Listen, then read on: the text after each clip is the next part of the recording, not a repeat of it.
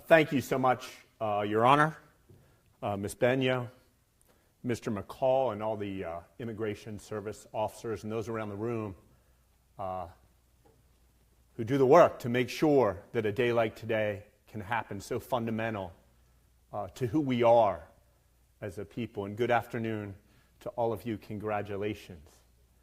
I imagine this is a good time to pause and look back at the journey you've made to come here and be seated where you are today.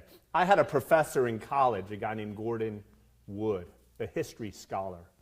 He wrote a book called The Radicalism of the American Revolution. The Radicalism of the American Revolution. Often, you know, when you grow up here and you go to schools here, you learn, you know, we had a revolution, we fought the British, and then we started the country, and then there was separation of powers, and we had a president, and we had a legislature and court system, things that you probably know better than I do now after having gone through the process.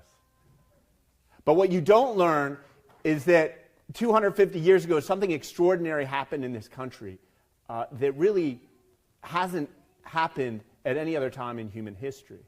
And it started what has become what I believe is the greatest, really, sociological experiment, the greatest human experiment in self-governance ever. Ever.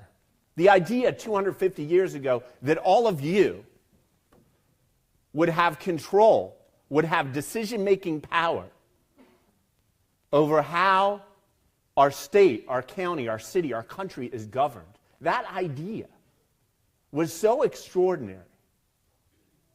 And the fact that today it's so taken for granted. It's taken for granted that today, if you go outside and you register to vote today, you have as much power in selecting our next president as Joe Biden does, as Barack Obama does, as Bill Clinton, as Hillary Clinton, as Donald Trump does. You have that same vote. It's really extraordinary. My grandfather came here about a century ago. When he came from Eastern Europe. And he and his family, he was a young boy, were fleeing the Holocaust. They were Jewish. And they were fearful for their life. Ultimately, his brother actually stayed back and lost his life. And I knew my grandfather as a young boy. He'd tell us about the rights of being an American. The rights of being an American, and how when he was a boy and he came here from Eastern Europe, simply the right to be recognized as an equal. The right to be recognized as an equal. The right to vote. These tremendous opportunities that he had. But over the course of his life, he said he learned, as is often said, every right implies a responsibility, and every opportunity an obligation. Every right implies a responsibility, and every opportunity an obligation. And what I want to emphasize to you today is that today, the magistrate judge and I were in law school together. We're both lawyers. We know that today, at its core, is a legal event. Your legal status is changing to something called citizen. And with that come a series of legal rights. But there's something more important, I believe, and more important to being an American, that you won't find in the Constitution, and you won't find in statute, in the laws, in our federal law, or even in our state law, or in our county law. But it's so fundamental to being an American, and it's something my grandfather taught me. And that is, to be an American is about looking for the weakest across our society and giving them a hand. Looking for the weakest across our society and giving them a hand. And it's extraordinary in my life. I went on, after college, I spent some time living in East Africa, living in Kenya. I spent some time as a diplomat in Iraq. And everywhere I've gone around the world, and even right here in Newcastle County, I've found so many Americans.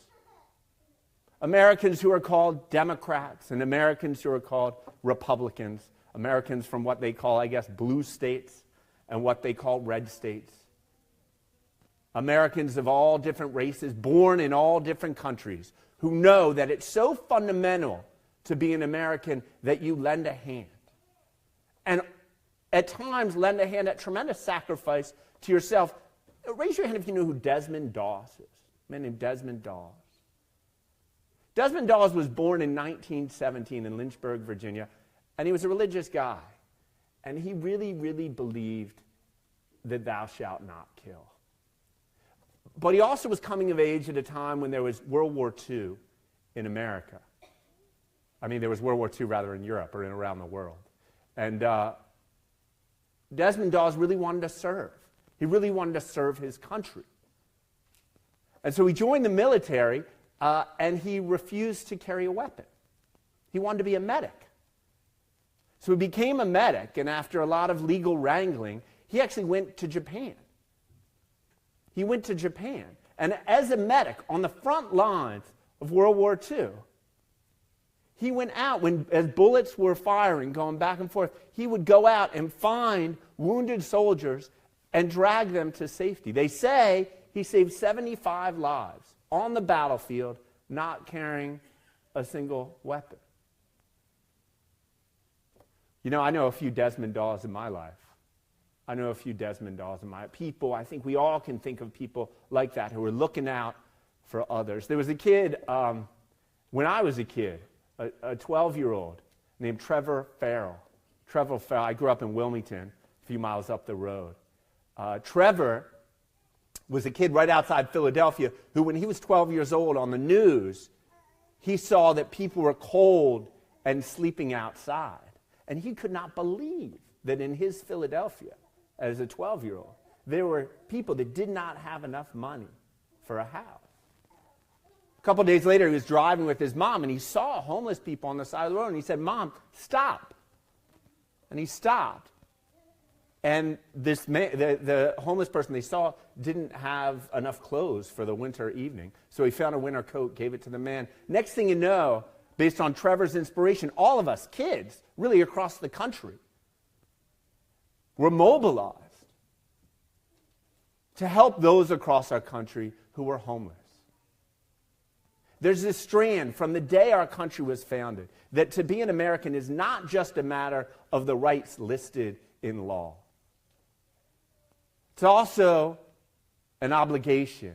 It's a responsibility to look among us, both within this country and also back home in your home communities and around the world, to serve those who aren't able to have what we have. So I want to encourage you as you go forward, yes, go out, register to vote. Make sure to participate actively in elections. Celebrate the rights you have and push yourself to the fullest extent of the rights granted to you under the law. But constantly have your eyes open for the weakest among us.